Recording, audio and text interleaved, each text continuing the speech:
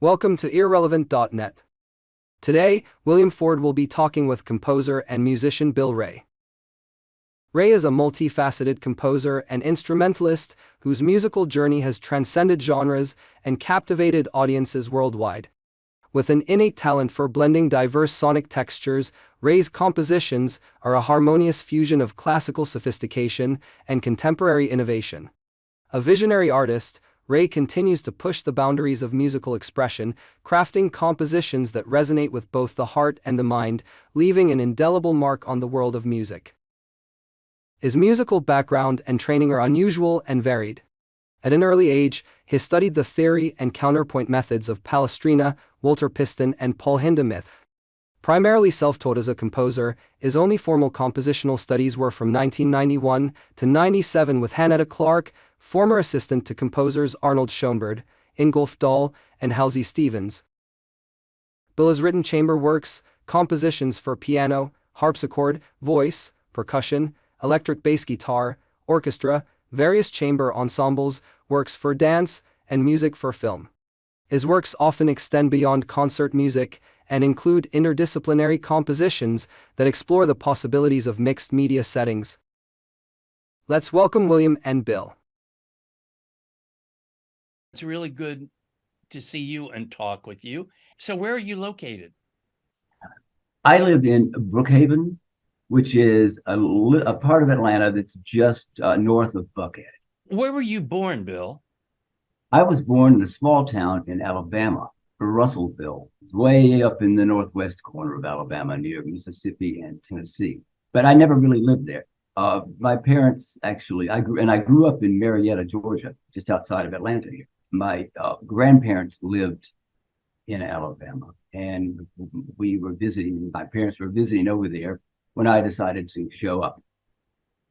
So I have a birthplace of Alabama, a place I've never lived. What was it like growing up in Marietta, particularly with regard to access to music, which of course you've made your career of? I come from a family that's fairly non-musical. They all appreciated music, my mom and dad. My mother played piano, but mostly she played the popular songs from the 30s and 40s and that sort of thing. The childhood for me was just like a normal childhood. Sports was a big thing. We played football, baseball, all sorts of stuff like that. But I do remember, musically speaking, from an early age, I wanted my mom to teach me piano, to give me some piano lessons. And she did. And those were great. I was probably 6 or 7. And I had maybe 4 or 5 lessons with the instructional book and everything. I found myself quickly getting away from the instructional book. I just doodling on the piano, coming up with little melodies. And I spend more time doing that than the actual studies. But I would write the melodies, and I made a little manuscript paper on a notepad that I had. And I would jot the melodies down, and then I would write notes underneath that I thought sounded nice that went with the melody. I didn't know at the time I was writing the harmonies, but that's what I was doing. And I learned to read music from, I suppose, from those piano lessons, but I can't remember learning it. It came to me so easily that it just, within a couple of weeks, I was writing the little melodies and everything. But that was about the end of my piano lesson. The urge to compose kind of came natural to you. Something that has just always been. It's just like breathing, part of my existence. Did your peers know about it? Oh, they did. They thought it was nice that I was doing something with music. What I was doing was very, very elementary. Do you have any of that material? I do not. What kind of formal schooling did you have? Well, I had the typical public schooling through high school. And all during that time, I was playing music. From the time I was about 11 years old, I was constantly playing music. I was in bands. One night on my transistor radio, I was supposed to be doing my homework upstairs. I heard this sound, and it happened to be the Beatles. I had never heard any music that sounded like that before. And I was hooked. And I thought, that's great. I want to be able to play something like that. And got together with some of my pals and like all kids of our age of that generation, after hearing the Beatles and these other groups from England, we decided to form a band. We were all excited about it, got together and realized, well, wait a minute, we don't have any instruments. We're going to have to somehow get some instruments or we're not going to have a band. So we all decided to work odd jobs. So I worked for a summer mowing grass and doing odd jobs. I saved up enough money to buy a guitar at the local music store. And I strapped it to the back of my bicycle, rode home. I was so proud of it. When I got home, my dad saw the guitar and he looked at me and said, you spent your money on that? I said, yeah, take it back, get your money back. He didn't think that was a worthwhile way to spend my hard-earned money. Obviously, he was a little bit stern, I'd say. So I took it back. And a week or so later, I rode back over to the music shop. I bought it again. Took it off. Same scenario. Take that guitar back. I did it. And now I waited maybe 2 weeks or 2.5 weeks and let the dust settle. I went back and bought it again. This time when I got home, he looked at me and looked at the guitar. He had a little glint in his eye and said, what took you so long this time? And I realized at that point, he thought it was fine. I was serious about it. And I was stubborn as well. And up since then, he was one of my biggest supporters of my music. To get back to your original question about the education, I went through high school and I went to the University of Georgia in Athens. I didn't go as a music major. First place, I didn't play. I played guitar very well. I've been playing that for years and playing in bands, but it wasn't the classical style. And I didn't play piano well enough, and I hadn't been studying the repertoire to go into performance in piano. So I went in as an English and history major. And that's what I did for 4 years at the University of Georgia. Although I have to say, I spent more time in the music library there than I did the regular library. And honestly, even on my own studies, because I would go to the music library, find recordings of the classical music, and find the corresponding score and follow along with the score, with the recording. And I did this all the time and loved it. As a kid, I had never had any exposure to art music. It had all been popular music. And this was just a whole new world to me. And I heard sounds that I didn't know could exist. I heard harmonies that just fascinated me. And when I heard a passage that struck me to the core, I would isolate that passage and I would jot down from the score exactly what was happening in the music. And then I would go to my dorm room or home and I would analyze it. So I did my own theory and harmony lessons, basically, when I was at the University of Georgia. I noticed in your bio that you did have some formal training, not a long period of time, but some formal training in composition. I did, and that was with Hannetta Clark. And I suppose it was about 5 or 6 years or something. Hannetta Clark was the assistant to Arnold Schoenberg at USC when he was there in the late 40s, early 50s. And she also knew Halsey Stevens and Ingolf Dahl and some of the other West Coast composers. And she was brilliant, a brilliant woman. We just struck up a great friendship. And I would exchange cello lessons, because by this time I had already taken up cello and I was studying cello. I would exchange cello lessons for composition lessons. So I would write a piece, just a short piece, like an exercise, perhaps. I mail it off to Hannetta. This was before email. I'd mail it to Hannetta, and she would look at it, correct it, analyze it, and say, you know, this is very good, but try this, see what happens. She'd mail it back. I'd do that. This would go on. It was all by correspondence, but she helped me immensely. Would you say then that the serial or 12-tone concepts have influenced your music as a result of that? Those concepts definitely have influenced my music, although I do not write in a 12-tone or serial style. I have, from time to time, sections maybe that are like that. But no, I've never consciously adopted Schoenberg's and that second Viennese school method of the serial composition. I know how it works. I studied it, but it doesn't appeal to me on a aesthetic level. I appreciate it, and I love some of Schoenberg's compositions.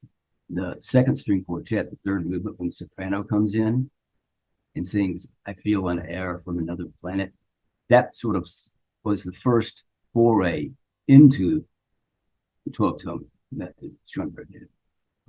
And it's a beautiful quartet and the whole thing. And when the soprano first comes in and sings that line, it's absolutely gorgeous. Do you listen to music yourself? I do. I don't listen to a lot because I'm composing all the time. But when I have some downtime, I do like to explore, especially contemporary music, composers that are some of these young composers. And I hear some things that I like. Give an example of who you might admire. Anne Clare, Cleare. She's Irish. She does some incredibly interesting things with percussive instruments and sometimes found instruments.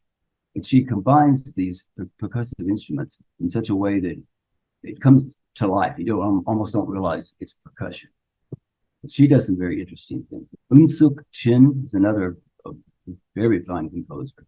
And her work is basically large pieces, symphonies, and there are many others that I like and admire. I like Max Richter, another a completely different style. His is more of an offshoot from the minimalistic style, but beautiful. He has a great talent, I think, for writing just gorgeous melodies. They're very simple and they're very tonal, but they're lovely. Also, I like Arvo Pärt quite a lot. His Tabula Rasa is a great piece in music, I think. As another offshoot from minimalism. And of course, Arvo Pärt, his early works are 12-tone. It's serial, in his early works. And he really switched around and found his own voice, which I think his music is lovely. And Gorecki is another of my favorite contemporary. You're a very prolific composer. You've been composing for years. Would you say that your style has changed over the years in a way that you can actually describe? I really don't know what my style is, honestly. I don't consciously compose in a style that I'm aware of. I only compose music that sounds right to me. I've composed music that's been fairly atonal at times. I've composed music that is very, very tonal at times. I don't see any difference between the two as stylistically because I think it still sounds like me, and I don't know what that is. I can't judge myself, I guess. What I'm trying to say. Your music, for me, seemed almost stressed, high energy, city music. It's not country music in the sense of rural. Is that fair? I think that's definitely fair. And it's also very interesting. I always am amazed at the impression my music has on other people. And I would not have thought that, but coming from you, somebody who doesn't know anything about me or my music, and you hear that and that's your impression, I think it's wonderful. And I think you're just right on your G, because it's not pastoral country music, as you say. It is urban. I'm an urban person, and it's a lot of it is very fast paced. Some of it, and it's I can see exactly what you're saying. Yeah, and I agree. Good point.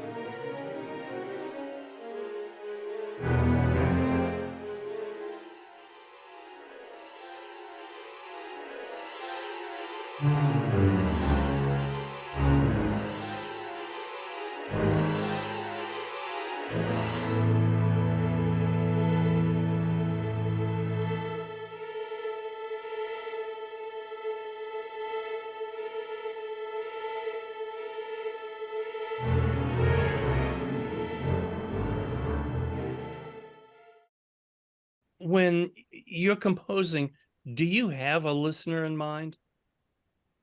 I do not. When I'm composing, I just have an idea in mind. I have a general aspect that I'm trying to achieve in each piece. And it takes sometimes quite a long time for me to hit on the musical realization of that aspect. But when I do, then it usually goes quite quickly.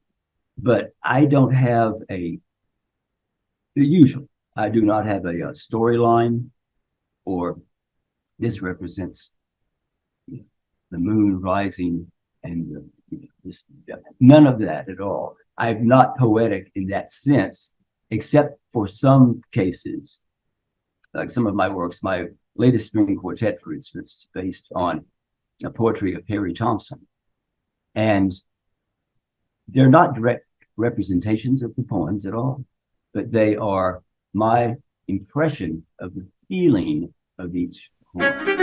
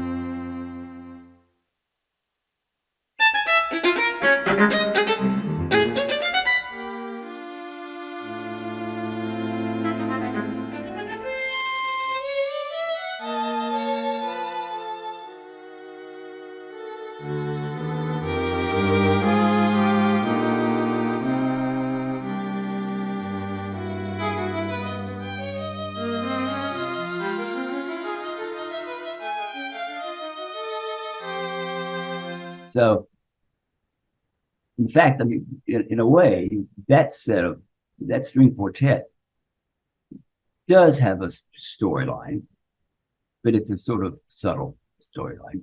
But most of my music is just my music that sounds right to me. It's like Stravinsky says, music expresses nothing but music.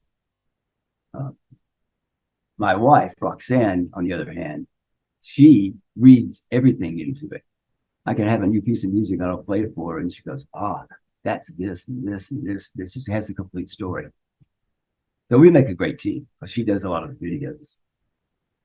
Well, she's wonderful at finding the storyline in my music and then bringing it to fruition. And she's very imaginative with the imagery, and I love doing collaborations. Play together sometimes as well. What does she play? She plays harpsichord and piano.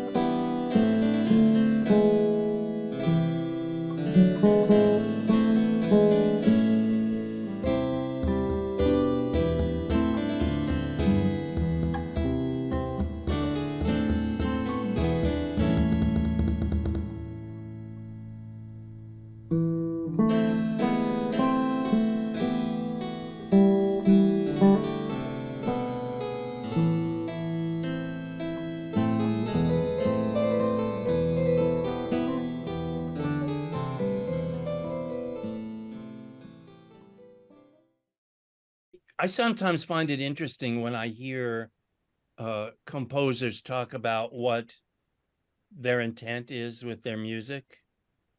And I say to myself, what? I mean, I don't need a composer's story to help me listen to their music. It sometimes it may add, but not necessarily so. It's even true of the classics when people tell me that such and such composer was going through this kind of trauma in their life and that resulted in this kind of music. And I say, gee, I don't hear that. Mm-hmm. And again, I think so much of our response to music is in fact a projection of ourselves as opposed to the actual music, which goes along with what you were saying about the Stravinsky quote. Yes, and I totally agree with you. I think, and that, in my way of thinking, is one of the most wonderful, wonderful things about music, because a composer can write a piece of music, and you can have 100 people listen to this music, and 100 people will have 100 different ideas about it, and it affects them and touches them 100 different ways. So I think, and that, to me, that's a great thing about music. It's one of the, it's not static; it's always moving. Yeah. It moves through time, and also, if you have a performance, most of the time there are no two performances exactly alike, which is I find exciting as a composer when I do get performances. I wish I had more, but the ones that I've had, I'm so thrilled always with what the performer has done. I hear things I didn't even know I did in there. And they, it's just that they bring a different life to it. Since you've been composing for so long, have you made a living as being a composer? No, I haven't. I've made money, not a lot. I have I've written TV commercials, and that's oddly enough, that's where I made the most money with music. I did some TV commercials for Rhodes Furniture, which was a fun thing. But I'm not that kind of a composer. But it was interesting to see that I could do it. But I've followed a completely different path in my music to get to the composing. Although I've done it all my life. For 19 years, I was on the road playing in a rock band, played with a guitarist named Glenn Phillips, an absolutely brilliant guitarist. Known him for 45 years, played that ball.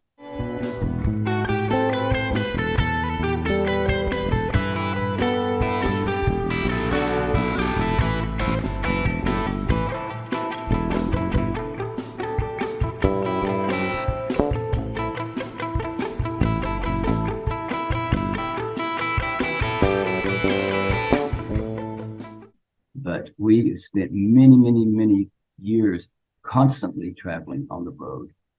We did make money doing that. That's where I made the most money, of course. But we traveled in a van, and from job to job, I was sitting in the back of the van when I wasn't driving, and I had my stack of books. I had Schoenberg, Fundamentals of Composition. I went through the Hindemith, crafted musical compositions, both volumes, and I worked the Fuchs Gratis ad Parnasum, the species counterpoint.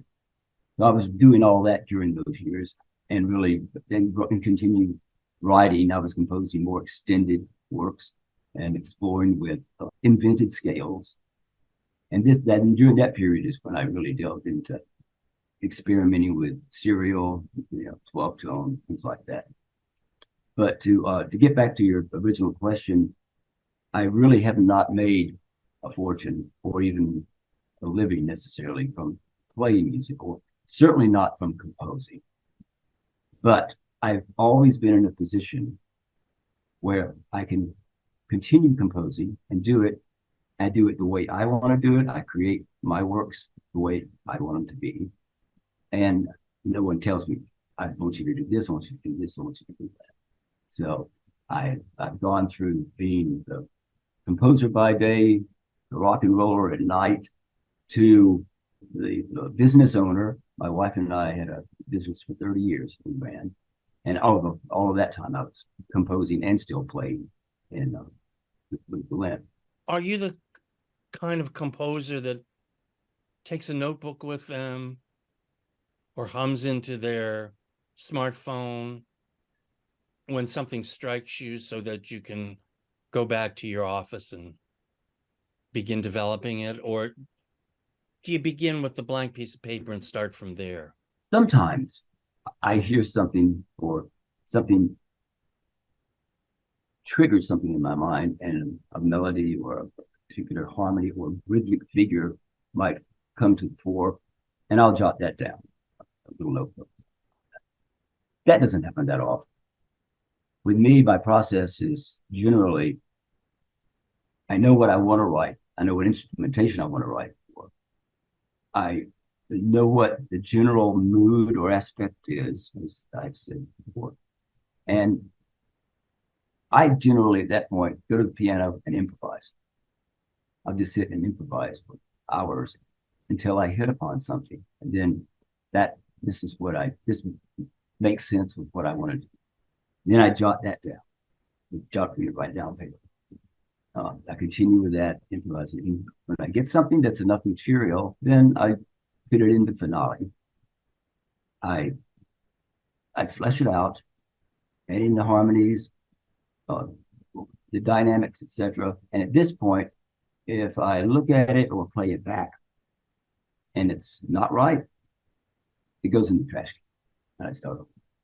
But if it is right, at that point, I go, okay, now it's time to edit it and get rid of the shaft. And all that's left is the basic core of what I want to say. I get rid of all the extraneous stuff. It's like when Schoenberg was giving John Cage lessons. He had a pencil in his hand. He pointed to the eraser end and said, "That's the most important end of the pencil." And I feel the same way. Edit, edit, edit.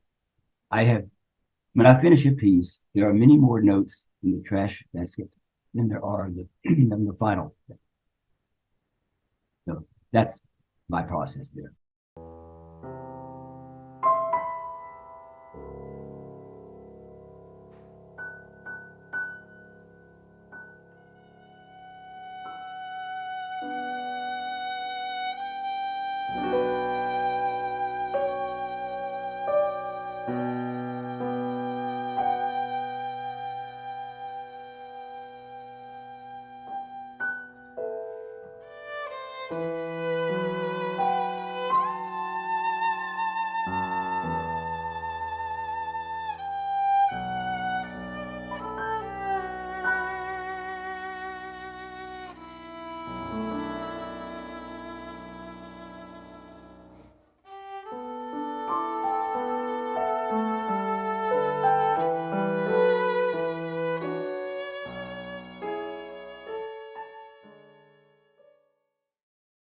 Do you ever rely upon or draw upon classical kinds of structures to structure your music? For example, would you ever sit down and say, gee, I'm going to write something in sonata form today? Or is that not a consideration at all? I am a big proponent of form. And yes, that is something that I do. As a matter of fact, and almost all of my large string quartets or a large piano piece, it'll be in maybe sonata allegro form. I've written in, I'm very fond of canons, by the way, canons and fugues. And I've written many sections in my music that are canonic. And I just finished a set of canonic duos for 2 violins that each one is a canon. And I try to make it sound like it's obvious that it's a canon because you can hear the voices coming in. But after that, I try to make it so that it makes musical sense, still adhering to that form strictly, but you're not aware of, oh, it's a canon at this point. The music, I like to let the music blossom in it. One of my favorite classical compositions is the Goldberg Variations by J.S. Bach. That was my musical Bible for many years. I listened to it, especially the first recording by Glenn Gould. He's controversial, but I just love his Bach. And as you're probably aware, every third variation, set of variations, is a canon. And the way the architecture of what Bach did with that piece of music is just phenomenal. And he was a master. The aria for the Goldberg Variations, 2 sections, an A-B section, 16 measures each. And after that, there are 30 variations, and then the aria repeats. So in all, there are 32 sections of the Goldbergs. The aria, 16 measures, 32 measures. So, and I know Bach did this on purpose. He had to. It's a microcosm and a macrocosm put together. And there are many more wonderful architectural things that he did with Goldberg Variations. Didn't mean to go off on Goldberg's, but I love them.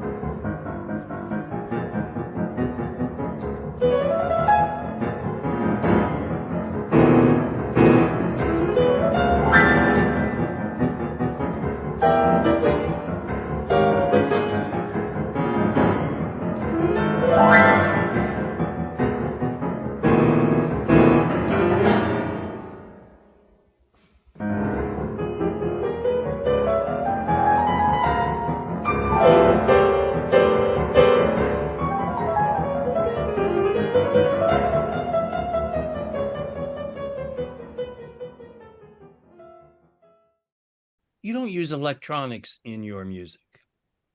It's mostly all natural, unamplified or unmanipulated instruments. For the most part, yes. There's one recent work that I've done, and I did with Roxanne as a video called Silent City, and I'm playing electric bass, which is really my prime instrument. That one does have electronics. It has a sort of a pre-recorded soundscape.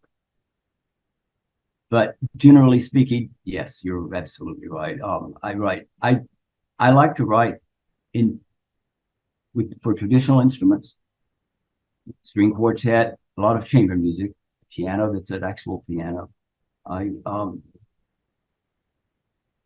would like to do more with electronics. I just haven't gotten around to that yet.